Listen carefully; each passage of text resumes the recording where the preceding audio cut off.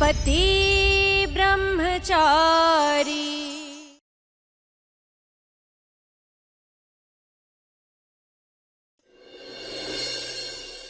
ನಿನ್ನೆ ಒಳಗೆ ಆರತಿ ಎಲ್ಲ ಎತ್ತಾ ಇದ್ದೆ. ನಿನ್ನೆ ರಾತ್ರಿ ಒಂದೇ ಬೆಡ್ ಮೇಲೆ ಒಂದೇ ರೂಮಲ್ಲಿ. ಸಾಕು. ಸೂರಜ್ ತನ್ನ ಪ್ರಾಣ ಬೇಕಾದ್ರೂ ಕೊಡ್ತಾನೆ, ಆದ್ರೆ ಯಾರಿಗೋಸ್ಕರನೂ ತನ್ನ ಬ್ರಹ್ಮಚರ್ಯತ್ವನ ಬಿಟ್ಕೊಡಲ್ಲ, ಗೊತ್ತಾಯ್ತಾ? ಆ ಮದ್ವೆ ಒಂದು ಸಿಚುವೇಶನ್ ಅಲ್ಲಿ ಆಗಿದ್ದು, ಅದು ಒಂದು ಕಾಂಟ್ರಾಕ್ಟ್ ಅಷ್ಟೇ. ಒಂದ್ ಕಡೆ ಯಜಮಾನರು ಆಜ್ಞೆನ ತೆಗೆದು ಹಾಕೋಕ್ಕಾಗ್ಲಿಲ್ಲ, ಇನ್ನೊಂದ್ ಕಡೆ ನನಗೆ ದುಡ್ಡು ಬೇಕಾಗಿತ್ತು, ಅದಕ್ಕೋಸ್ಕರ ಈ ಮದ್ವೆ ಆದೆ. ಇದ್ರ ಮೇಲೂ ನೀನ್ ಅದೇನ್ ಅರ್ಥ ಮಾಡ್ಕೋತೆ ಮಾಡ್ಕೋ, ನನಗೇನು ಆಗ್ಬೇಕಾಗಿದ್ದಿಲ್ಲ. ಒಂದು ಹುಚ್ಚಿ ಇಲ್ಲಿ ನಿಂತಿದ್ದಾಳೆ, ಇನ್ನೊಂದು ಹುಚ್ಚಿಯಲ್ಲಿ ಮನೇಲಿ ಕುತ್ಕೊಂಡು ನನ್ನ ಪ್ರಾಣ ತಿನ್ನೋದಕ್ಕೆ ಅಂತ ಕಾಯ್ತಾ ಇದ್ದಾಳೆ. ಇಬ್ರು ಸೇರ್ಕೊಂಡು ನನ್ನ ಸಾಯಿಸ್ತಾ ಇದಾರೆ. ಇಲ್ಲಿ ನಾನು ಸಾಯೋವರೆಗೂ ನೆಮ್ಮದಿ ಇಲ್ಲ ಅನ್ಸುತ್ತೆ ಇವ್ರಿಗೆಲ್ಲ. ಚಿಕ್ಕಪ್ಪ, ಹೊಟ್ಟೆ ಹಶ್ವಾಗಿದ್ರೆ ಏನಾದ್ರೂ ಮಾಡ್ಲಾ ನಾನು? ಇಲ್ಲಮ್ಮ, ಇದು ನನಗೆ ಅಂತ ನಾನು ಮಾಡ್ಕೋತಾ ಇಲ್ಲ, ಆ ಹುಡುಗಿಗೋಸ್ಕರ. ಅವ್ರ ಮನೇಲಿ ಇದೇ ತರ ತಿಂತಾಳೆ ಅನ್ಸುತ್ತೆ.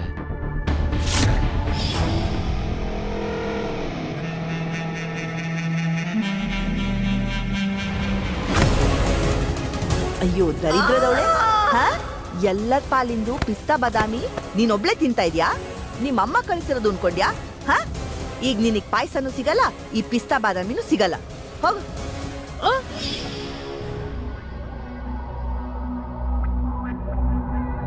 4 ಬಾದಾಮಿ ಗೋಡಂಬಿ ತಿನ್ನೋದ್ರಿಂದ ನಮ್ಮತ್ತೆ ಪಾಯಸನೇ ಕೊಡಲ್ಲ ಅಂದ್ರು. ಚಿಕ್ಕಪ್ಪ ನೋಡಿದ್ರೆ ಹೊಸ ಸೊಸೆಗೆ ಸೇವೆ ಮಾಡಕ್ಕೆ ಶುರು ಮಾಡ್ಬಿಟ್ರು. ಮಹಾರಾಣಿ ದೊಡ್ಡ ಸಾವುಕಾರರು. ಒಂದು ಉಗ್ರಲ್ಲಿರೋ ಮಣ್ಣು ಕೂಡ ತಂದಿಲ್ಲ ಅಮ್ಮನ ಮನೆಯಿಂದ.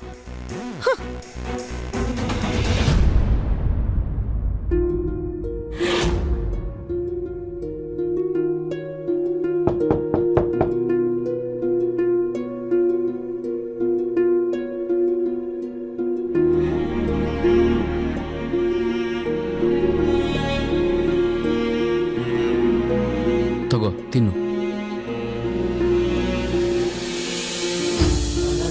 ತಿನ್ನು ಮಗು, ಇಲ್ಲಾಂದ್ರೆ ಶಕ್ತಿ ಎಲ್ಲಿಂದ ಬರುತ್ತೆ?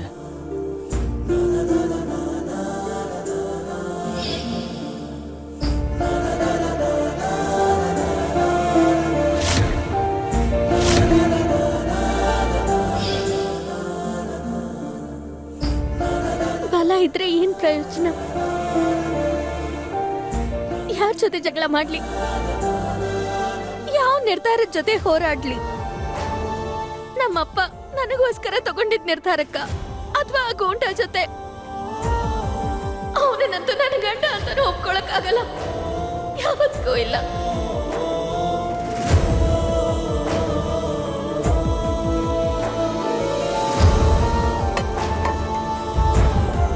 ನೋಡಮ್ಮ, ಈ ಮನೇಲಿ ನಿಮ್ಮ ಮನೇಲಿರೋ ಥರ ರೂಮ್ ಆಗಲಿ ಬಾಗಿಲಾಗಲಿ ಅಷ್ಟೊಂದು ದೊಡ್ಡದಾಗಿರಲ್ಲಮ್ಮ. ಆದರೆ ಮನ್ಸು ತುಂಬ ದೊಡ್ಡದು. ಆದರೆ ಒಂದಂತೂ ಹೇಳ್ಬೋದು, ಏನಂದ್ರೆ ಎಲ್ಲಿವರೆಗೂ ನೀನು ಇಲ್ಲಿರ್ತೀಯೋ ನನ್ನ ಮಗಳಾಗಿರ್ತೀಯ.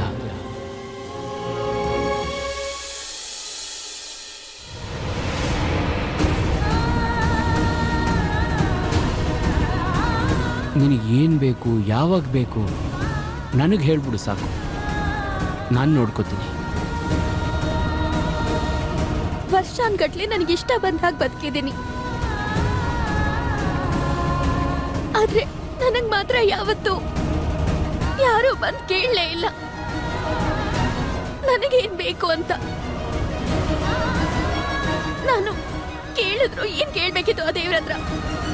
ಆ ಸುಳ್ಳಿನ ಜೀವನ, ನಾನು ಪ್ರತಿ ಕ್ಷಣನೂ ಅದೇ ನಿಜ ಅನ್ಕೊಂಡಿದ್ದೆ. ಈಗ ನಿನ್ನೆ ಮತ್ತೆ ಇವತ್ತು ಏನೆಲ್ಲ ನಡೀತೋ ಅದು ಕನ್ಸಾಗಿ ಮಾಯ ಆಗ್ಬಿಡಲ್ವಾ?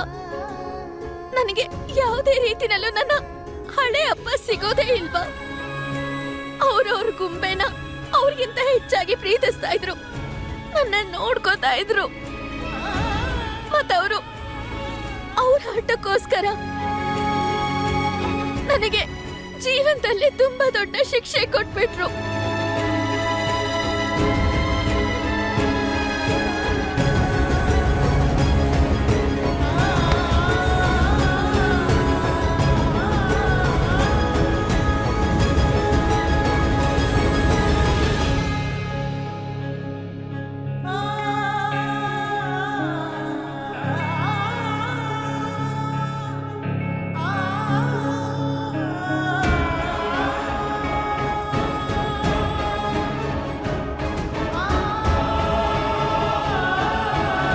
ಸ್ವಂತ ಮಗಳನ್ನ ನರಕದಲ್ಲಿ ತಳ್ಳೋದಕ್ಕೆ ಹೇಗೆ ಮನ್ಸು ಬಂತ ಅವಳಪ್ಪಂಗೆ?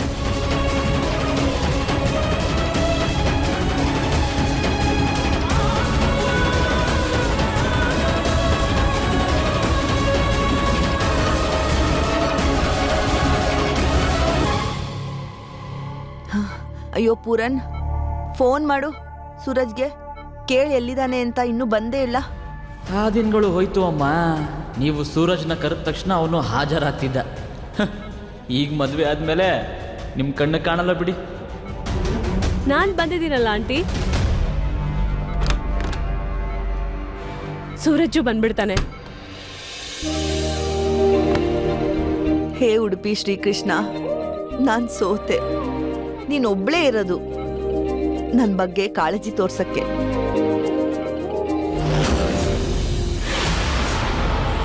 ಕುಂಕುಮ,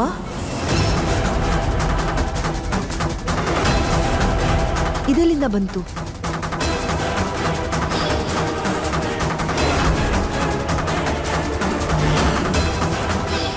ಏನಾದ್ರೂ ಸೂರಜ್ಜು ಅವನ್ ಬ್ರಹ್ಮಚರ್ಯನ ಮುರ್ದಿಲ್ಲ ತಾನೆ? ನಿನ್ನ ಹಣೆಯಲ್ಲಿ ಕುಂಕುಮ ಇಟ್ಟು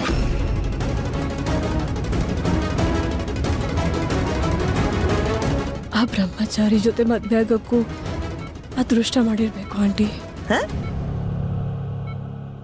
ಏನಿಲ್ಲ, ನಾನಿವತ್ತು ಅಮ್ಮನವ್ರ ದೇವಸ್ಥಾನಕ್ಕೆ ಹೋಗಿದ್ನಲ್ಲ, ಅಲ್ಲಿ ನಮಸ್ಕಾರ ಮಾಡ್ಬೇಕಾದ್ರೆ ಮೋಸ್ಟ್ಲಿ ಗೊತ್ತಾಗದೆ ಹಚ್ಕೊಂಡಿದ್ದೀನಿ ಅನ್ಸತ್ತೆ. ಇದು ಆ ತಾಯಿ ಕರುಣೆ ಅನ್ಕೊಳಮ್ಮ. ನೋಡ್ತಾ ಇರು, ಒಂದಲ್ಲ ಒಂದಿನ ನಿನ್ನ ಹಣೆಯಲ್ಲಿ ಸೂರಜ್ ಹೆಸರಿಂದೆ ಕುಂಕುಮ ಇರುತ್ತೆ. ನಿಮ್ಮ ಆರೋಗ್ಯ ಸರಿ ಹೋಗಿದ್ದಿದ್ರೆ ನಿಮ್ಗೆಲ್ಲ ಸತ್ಯ ಹೇಳ್ಬಿಡ್ತಿದ್ದೆ. ಸೂರಜ್ಜು ಇನ್ನೊಬ್ಳು ಹುಡುಗಿನ ಮದ್ವೆ ಆಗಿದ್ದಾನೆ ಅಂತ.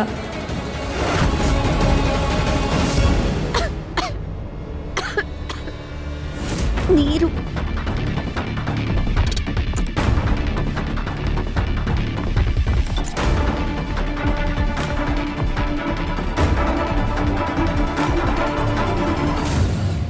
ನೀರು ನೀರು.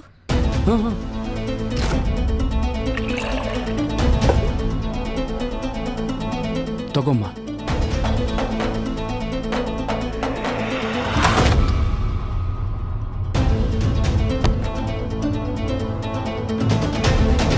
ಅಣ್ಣ, ಇದ್ರಲ್ಲೇನಿದೆ?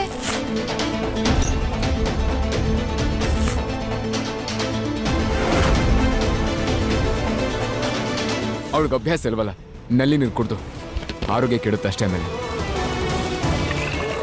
ಇಷ್ಟು ಕಾಸ್ಟ್ಲಿ ನೀರು, ಅದು ಇಷ್ಟೊಂದ?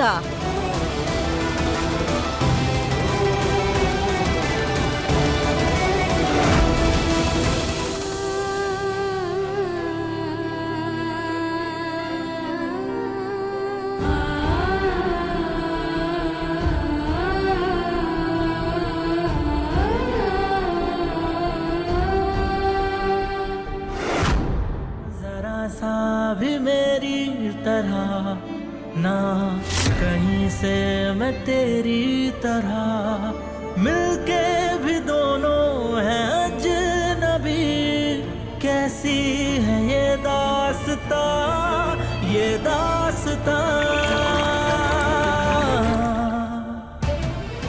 तू कहाँ मैं कहाँ, तू कहाँ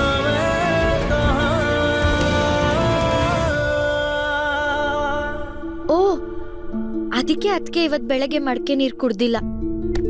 ನಂಗೆ ಇಷ್ಟು ಚಿಕ್ಕ ವಿಷಯನೂ ಗೊತ್ತಾಗ್ಲಿಲ್ಲ ನೋಡು. ನಂಗ್ ಒಂದ್ ವಿಷಯ ಅರ್ಥ ಆಗ್ತಿಲ್ಲ. ಈ ಈಶಾ ಬಂದಾಗಿಂದ ಈ ಸೂರಜ್ ಅಣ್ಣ ಇಷ್ಟ ಬೇಗ ಹೇಗ್ ಬದ್ಲಾಗ್ತಿದ್ದಾನೆ? ಅಂದ್ರೆ ಏನ? 1 2 3 4 5 6 7 8 9 10 ಒಂದು ಬಾಟ್ಲಿಗೆ 10 ರೂಪಾಯಿ ಆದ್ರೆ 240 ಆಯ್ತು.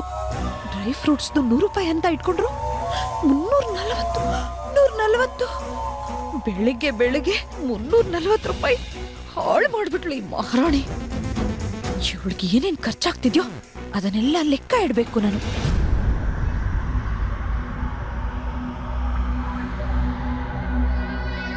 ಮೊದಲನೇ ಸಲ ಅಮ್ಮನ್ನ ಮಿಸ್ ಮಾಡ್ಕೋತಾ ಇದ್ದೇನೆ.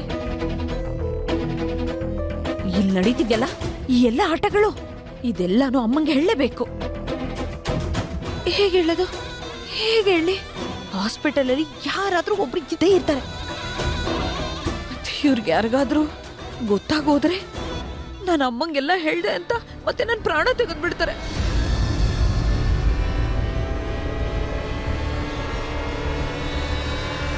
ಕ್ಲಾಸ್ ಇಷ್ಟೊಂದು ಬಿಸಿಯಾಗಿದೆ, ಒಂದ್ ವೇಳೆ ಜ್ವರ ಬಂದಿದ್ಯಾ?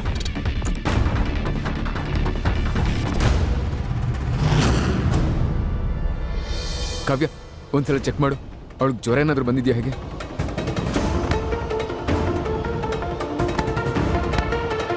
ಇವ್ರಿಗೆ ತುಂಬಾ ಜ್ವರ ಇದೆ ಅಣ್ಣ. ಅಯ್ಯೋ,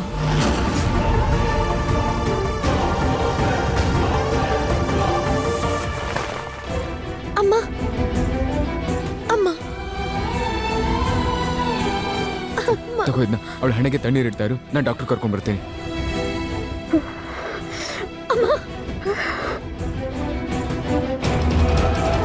ಅಯ್ಯೋ ದೇವ್ರೆ, ಇವ್ರ ಜ್ವರ ಯಾಕೆ ಕಮ್ಮಿ ಆಗ್ತಿಲ್ಲ? ಕಾವ್ಯ ತಗೊಳಮ್ಮ, ಡಾಕ್ಟ್ರು ಬರೋ ತನಕ ಆದರೂ ಈ ಮಾತ್ರೆಗಳನ್ನ ಕೊಡು, ಜ್ವರ ಕಮ್ಮಿ ಆದರೂ ಆಗ್ಬೋದು.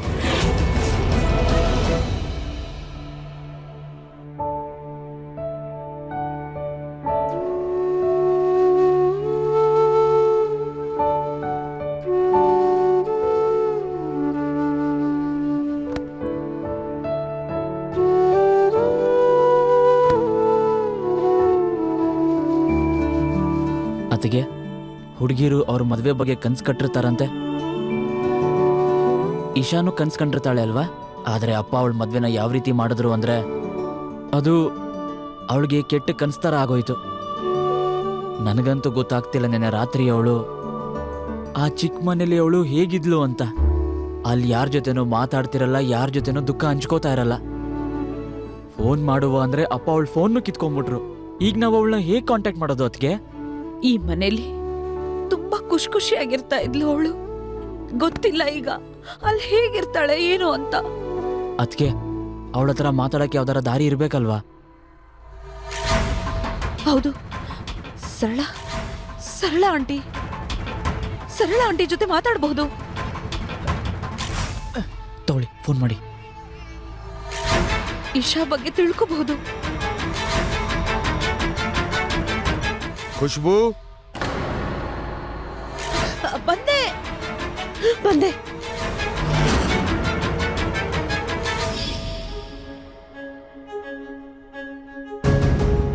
ಅಮ್ಮ, ಡಾಕ್ಟ್ರೇ, ಈ ಜ್ವರ ಯಾಕೆ ಕಮ್ಮಿ ಆಗ್ತಿಲ್ಲ? ನೋಡಿ, ತುಂಬಾ ಸ್ಟ್ರೆಸ್ ಆಗಿರೋದ್ರಿಂದ ಅವ್ರಿಗೆ ಬಾಡಿ ಮೇಲೆ ರ್ಯಾಷಸ್ ಮತ್ತೆ ಜ್ವರ ಬಂದಿದೆ. ಈ ತರ ಕಂಡೀಷನ್ ಆದಾಗ ಅವ್ರು ಮಾಮೂಲಾಗಿ ಯಾವ ಟ್ಯಾಬ್ಲೆಟ್ ತಗೊಂತಿದ್ರು ಅದೇ ಇವ್ರ ಫ್ಯಾಮಿಲಿ ಡಾಕ್ಟರ್ ಕೊಡ್ತಿದ್ರಲ್ಲ ಅದೇ ಕೊಡ್ಬೇಕಾಗತ್ತೆ. ಬೇರೆ ಟ್ಯಾಬ್ಲೆಟ್ಸ್ ಕೊಡಕ್ ಹೋಗ್ಬೇಡಿ, ರಿಯಾಕ್ಷನ್ ಆಗ್ಬೋದು. ನಾನು ಹೊರಡ್ತೀನಿ. ಸರಿ ಸರಿ, ಧನ್ಯವಾದ. Thank you. ಇವ್ರ ಮನೆಯವ್ರಿಗೆ ಫೋನ್ ಮಾಡಿ ಮಾತ್ರೆ ಯಾವುದು ಅಂತ ಕೇಳ್ಕೊ. ಅಮ್ಮ ಅಮ್ಮ ಅಮ್ಮ.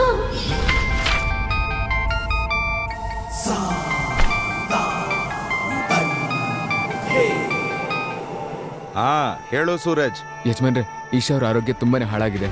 ಅವಳ ಮೈ ಮೇಲೆಲ್ಲ ಕೆಂಪು ಗುಳ್ಳೆಗಳಾಗಿದೆ, ಮತ್ತೆ ಜ್ವರ ಕೂಡ ಜಾಸ್ತಿ ಆಗಿದೆ. ಮುಂಚೆ ತಗೋತಾ ಇದ್ದ ಮಾತ್ರೆನೇ ಕೊಡ್ಬೇಕಂತೆ. ಡಾಕ್ಟರ್ ಹೇಳ್ತಾ ಇದ್ರು ಅದು ಅದೇ ಮಾತ್ರೆಯಿಂದನೇ ಸರಿ ಹೋಗೋದು ಅಂತ. ಆ ಹುಡುಗಿ ನನ್ನ ಮನೆಯಲ್ಲೇ ಇದ್ದು ನನ್ನ ನಿರ್ಧಾರದ ವಿರುದ್ಧ ಹೋಗಿದ್ದಾಳೆ. ನನ್ನ ಪಾಲಿಗವಳು ಸತ್ತು ಹೋಗಿದ್ದಾಳೆ.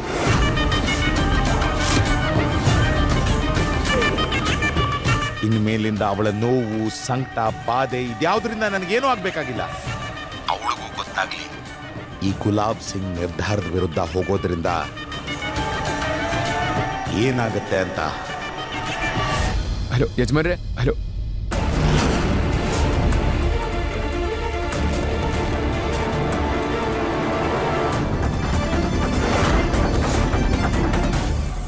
ಇಂಥ ಅಪ್ಪ ಪ್ರಪಂಚದಲ್ಲಿ ಯಾವ ಮಗುಗೂ ಇರಬಾರ್ದು. ಇಲ್ಲಿ ಮಗಳು ಒದ್ದಾಡ್ತಿದ್ದಾಳೆ, ಅವ್ರಪ್ಪಂಗೆ ಒಂಚೂರು ಯೋಚನೆ ಇಲ್ವಾ? ಅದಕ್ಕೆ ನಾವು ಅವ್ರಿಗೆ ಮೆಡಿಸನ್ ಹೆಸರು ಹೇಳಲೇಬೇಕು. ಹಾ, ಒಂದ್ ಕೆಲಸ ಮಾಡೋಣ, ನಾವಿಬ್ರು ಎಲ್ಲಿಗೆ ಹೋದ್ರೆ? ಹಾ, ಬನ್ನಿ. ಎಲ್ಲಿಗೆ ಹೋಗ್ತಾ ಇದ್ದೀರಾ?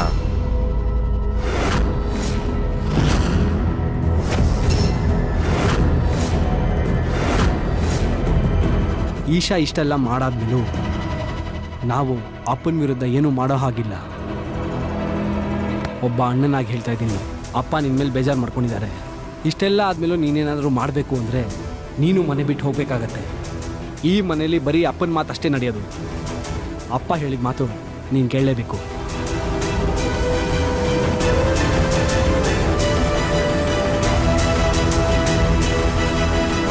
ನಿನ್ನ ಎಲ್ಲ ತಪ್ಪುಗಳನ್ನು ನಾನು ಕ್ಷಮಿಸ್ತೀನಿ. ಆದರೆ ಈ ಹುಡುಗಿಗೇನಾದರೂ ಆಯಿತು ಅಂದರೆ ನಾನು ಮಾತ್ರ ಸಹಿಸ್ಕೊಳ್ಳಲ್ಲ.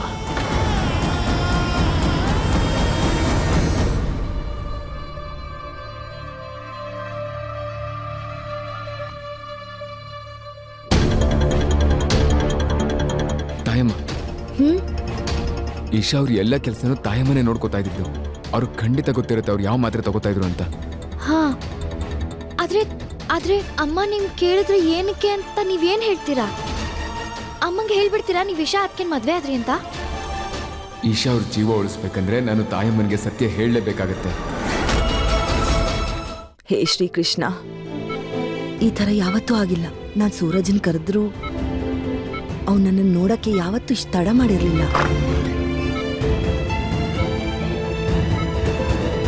ಹೇಗಿದ್ಯಾ ತಾಯಮ್ಮ? ಇವಾಗ ಬಿಡುವಾದ್ಯಾ? ಏನಕ್ಕೆ ಬರ್ಬೇಕಾಗಿತ್ತು? ಎಲ್ಲಿದ್ಯೋ ಅಲ್ಲೇ ಇರ್ಬೇಕಾಗಿತ್ತು. ಎಲ್ಲಿದ್ಯೋ ಏನೋ. ಹಾಗೆಲ್ಲ ಏನು ಇಲ್ಲ ಇಲ್ಲ, ತಾಯಮ್ಮ. ಇದ್ದಾರೆ. ನಿನಗೆ ಈ ಅಮ್ಮನ್ಕಿಂತ ಬೇರೆ ಯಾರೋ ಮುಖ್ಯ ಆಗಿದ್ದಾರೆ. ಇಲ್ಲ ತಾಯಮ್ಮ, ಅದು ನನ್ನೇನ್ಗೇನೋ ಹೇಳಬೇಕಾಗಿತ್ತು. ಅದು ನನ್ನ ಮತ್ತೆ ಈಶಾ ಅವರ ಮದುವೆ. ಸಾಕು ಸಾಕು. ಆ ದುರಹಂಕಾರ ಸೊಕ್ಕಿನ ಹುಡುಗಿ ಬಗ್ಗೆ ನನ್ ಮುಂದೆ ಬಂದು ಮಾತಾಡಕ್ಕೂ ಹೋಗ್ಬೇಡ. ನನಗೆಲ್ಲ ಗೊತ್ತು. ನೀನ್ ಅವಳನ್ನ ಪ್ರೀತಿಸ್ತಿದ್ಯಾ ತಾನೆ? ಮತ್ತೆ ಅಲ್ಲಿಗೆ ಹೋಗಿರ್ಬೇಕು. ಅದಕ್ಕೆ ಬಂದಿಲ್ಲ ತಾನೆ?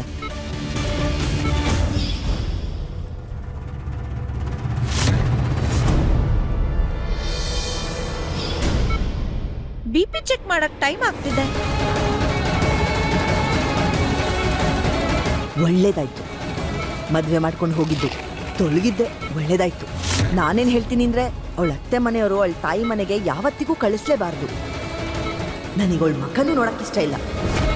ನಿಜ ಹೇಳ್ಬೇಕು ಅಂದ್ರೆ ನನ್ ಮನೆಗೆ ಆತರ ಏನಾರ ಸೊಸೆ ಬಂದ್ರೆ ನಾನಂತೂ ಪರ್ಕೆಯಿಂದ ಹೊಡೆದೊಡ್ದು ಮನೆಯಿಂದ ಹೊರಗೆ ಹಾಕ್ಬಿಡ್ತೀನಿ. ಇಲ್ಲಾಂದ್ರೆ ನಾನೇ ವಿಷ ಕುಡ್ಸತ್ತೋಗ್ತೀನಿ.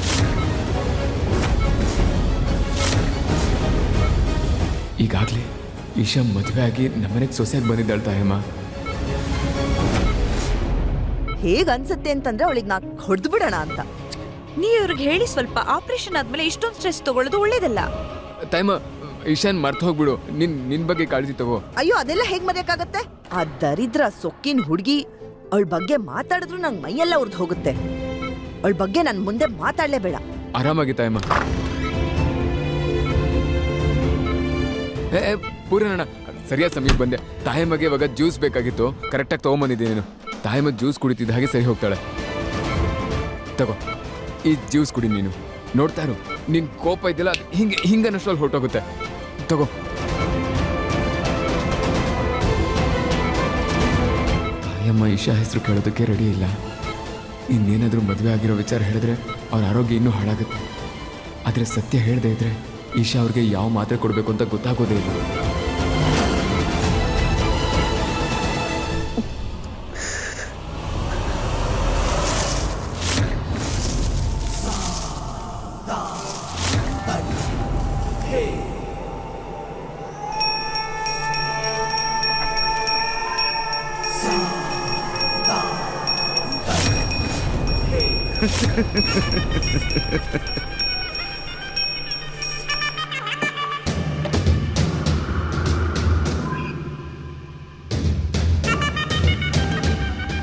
ಇದು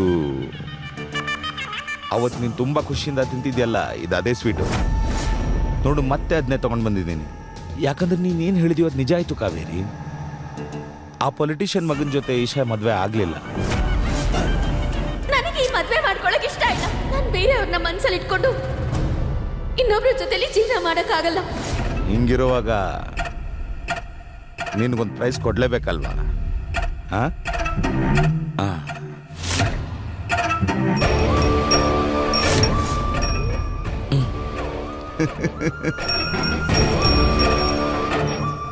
ಎಷ್ಟೋ ವರ್ಷದ ಹಿಂದೆ ನನ್ನ ಮಾತು ಮೀರಿದ್ರ ಶಿಕ್ಷೆ ಇವತ್ತಿಗೂ ಅನುಭವಿಸ್ತಾ ಇದೀಯ.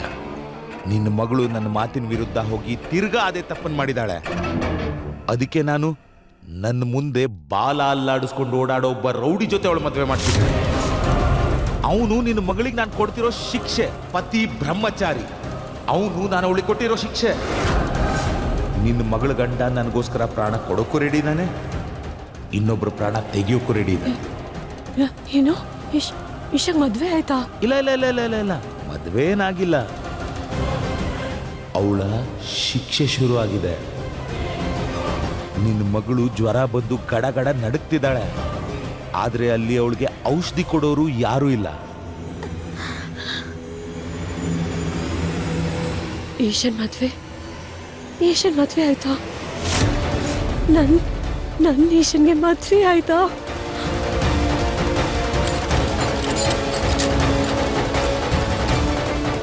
ಇವತ್ತು ಸ್ವೀಟ್ನ ನಾನು ನಿಮಗ್ ತಿನ್ಸ್ತೀನಿ ಗುಲಾಬ್ ಸಿಂಗ್.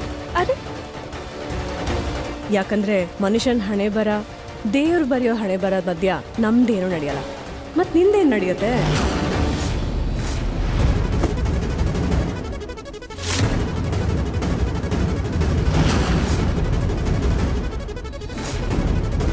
ಈಶಾ ಮದ್ವೆ ನೀನೆಲ್ಲ ಅನ್ಕೊಂಡ್ಯೋ ಅಲ್ಲಾಗ್ಲಿಲ್ಲ. ಈಶಾ ಮದ್ವೆ ಎಲ್ಲಾಯ್ತು ಅಂದ್ರೆ ನನ್ ದೇವ್ರ ಇಷ್ಟಪಟ್ಟಲ್ಲಿ. ಅವಳು ಯಾವನ್ನೋ ಮದ್ವೆ ಆಗಿದ್ದಾನೆ ಅಂತ ನಿಂಗೆ ತುಂಬಾ ಖುಷಿ ಆಗ್ತಿದೆ ಅಲ್ವಾ? ಮುಂದಿನ ದಿನಗಳಲ್ಲಿ ಅವನು ನಿನ್ ಮನೆ ಮಾಲೀಕ ಆಗ್ತಾನೆ.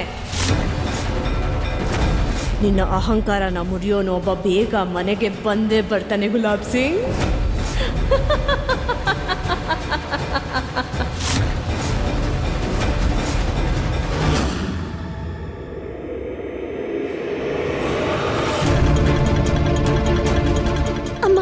ಇವಳಿಗೆ ಜ್ವರ ಜಾಸ್ತಿ ಆಗ್ತಾನೆ ಇದೆ. ಅಯ್ಯೋ ದೇವ್ರೆ, ಎಲ್ಲಾದ್ರೂ ಸತ್ಕಿತ್ ಹೋದ್ರೆ ಜನ ಎಲ್ಲ ಇದೆ ಹೇಳ್ತಾರಲ್ವಾ, ಅತ್ತೆ ಮನೆಯವ್ರು ಹೊಡೆದಾಕ್ಬಿಟ್ರು ಅಂತ ನಾನು ಕೇಳ್ಪಟ್ಟಿದ್ದೀನಿ. ಇದಕ್ಕೆ ಬೇಲ್ ಕೂಡ ಸಿಗಲ್ವಂತೆ. ರಿಯಾ, ನೀನ್ ಸ್ವಲ್ಪ ಸುಮ್ನೆ ಇರು. ಯಾವಾಗ್ಲೂ ಏನೋ ಹೇಳ್ತಿರ್ಬೇಡ. ಜರ್ಗಿರಿ. ಹುಚ್ಚೆ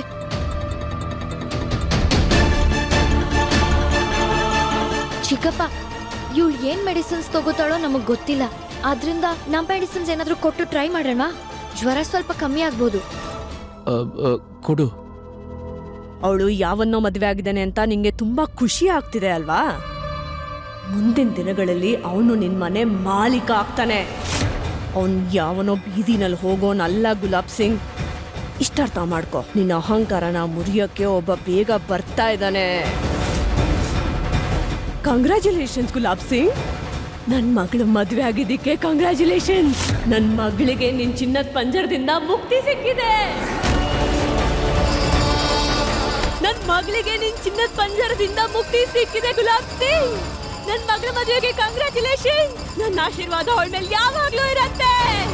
ನನ್ ಮಗಳಿಗೆ ನಿನ್ನಿಂದ ಮುಕ್ತಿ ಸಿಕ್ಕಿದೆ.